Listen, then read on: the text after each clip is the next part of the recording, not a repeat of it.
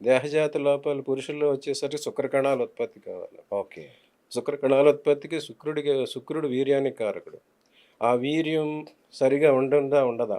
అది చెడిపోతదనేదని 3 గ్రహాలు కారకులవుతాయి. ఓకే.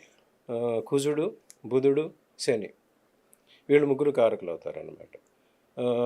వృశ్చిక లగ్నం గానీ, వృశ్చిక రాశి గానీ హ్మ్. వారికి 6, 8 స్థానాలు, 12 స్థానాలు అయినప్పుడు అక్కడ ఈ కుజుడు, ఈ బుధుడు, శని ప్రభావం చెడుగా ఉన్నప్పుడు పురుషుల్లో వీర్యకణాలు ఉత్పత్తి కాకపోవటం, ఉత్పత్తి అయినా సరిపడా స్పెర్మ్ కౌంట్ అంటారు. అది ఉండకపోవటం, స్పెర్మ్ కౌంట్ ఉన్న మూవ్‌మెంట్ ఉండకపోవటం.